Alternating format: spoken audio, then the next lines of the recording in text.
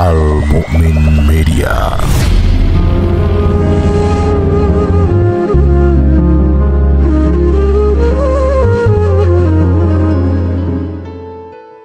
Innal hamdalillah nahmaduhu wa nasta'inuhu wa nastaghfiruh wa na'udzu billahi min shururi anfusina wa min sayyiati a'malina may yahdihillahu fala mudhillalahu wa may yudhlilhu fala hadiyalah. Asyhadu an la ilaha illallah wa asyhadu anna Muhammadan abduhu wa rasuluh. Amma ba'du.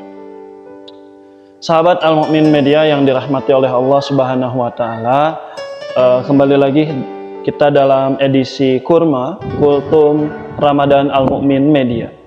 Seperti yang kita ketahui bahwa bulan suci Ramadan ini salah satu bulan yang sangat mulia, yang dimana kita itu harus senantiasa menambah tingkat keimanan kita, menambah produktivitas kita, menambah keibadahan kita, sehingga apa yang nanti diibadahkan pahalanya akan berlipat ganda dan akan menjadi kebaikan di sisi Allah Subhanahu wa taala.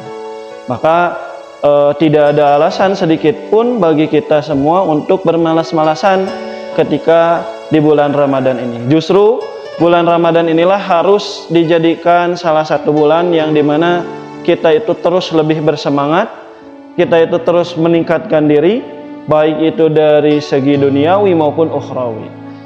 Sahabat Al-Mu'min Media, berkaitan dengan hal yang tadi, saya ada beberapa hal yang bisa disampaikan. Salah satunya adalah tentang sejarah Perang Uhud. Ini menjadi sejarah perang yang dimana cukup memilukan bagi umat Islam, karena umat Islam harus mengalami kekalahan dalam Perang Uhud ini.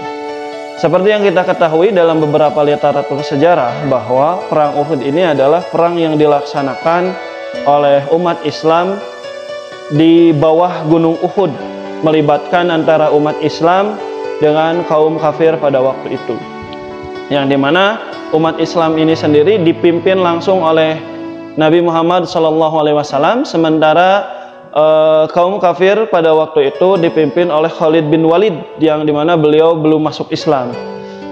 Ada beberapa hal yang menarik yang bisa kita bahas dalam perang tersebut. Pertama, perang tersebut seperti yang kita ketahui bahwa Rasul itu selalu merencanakan apabila mau melakukan sesuatu, termasuk Rasulullah SAW merencanakan strategi perang dan syarat-syarat yang harus dilakukan oleh umat Islam ketika perang Uhud itu terjadi.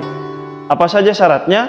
Salah satunya adalah Rasul meminta kepada para kaum muslimin yang akan berangkat perang untuk istilahnya memerhatikan strategi dan rule yang ditetapkan oleh Rasul.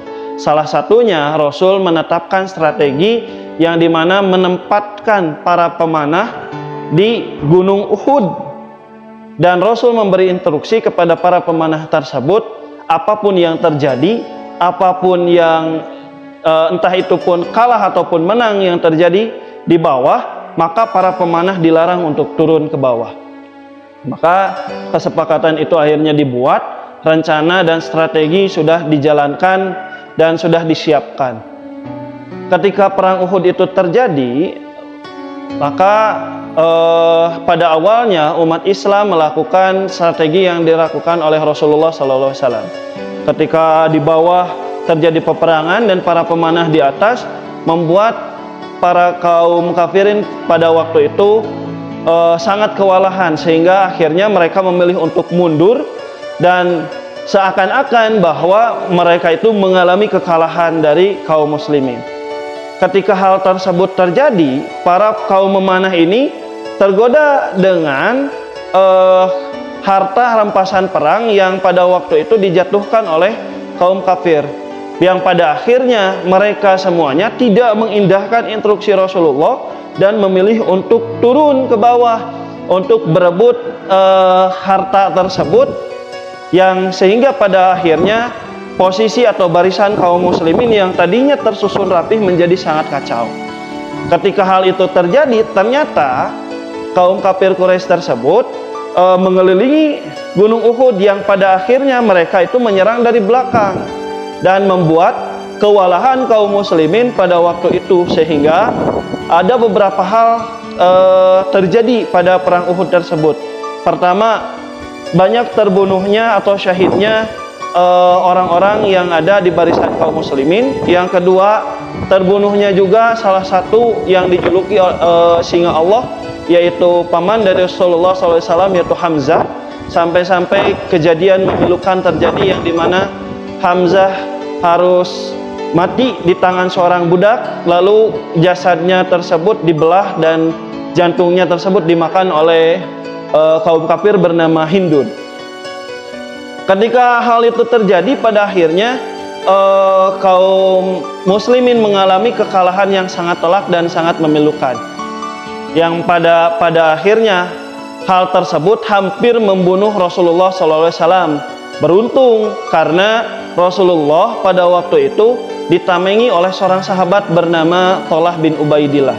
Meskipun ditamengi tersebut, Rasulullah ditamengi oleh sahabat-sahabat tersebut, tapi Rasulullah mengalami luka yang cukup parah, yaitu dia harus mengalami patah tulang rusuk dan juga rontok giginya. Dari hal tersebut sebenarnya ada beberapa hal yang kita bisa pelajari. Allah memberikan pelajaran kepada kaum muslimin pada waktu itu bukan tentang atau bukan soal menang dan kalahnya saja, tapi ini tentang yang dimana kita itu tidak boleh melanggar apa yang telah dimusyawarahkan. Rasulullah SAW mengamini supaya terjadinya perang Uhud dan membuat strategi yang dimusyawarahkan, akan tetapi kaum muslimin pada waktu itu ada yang melanggar dari musyawarah yang sudah ditentukan tadi. Seperti itu untuk kultum hari ini, mudah-mudahan bermanfaat. Aku qouli hada wa astaghfirullah li wa lakum. Wassalamualaikum warahmatullahi wabarakatuh. Al Mukmin Media.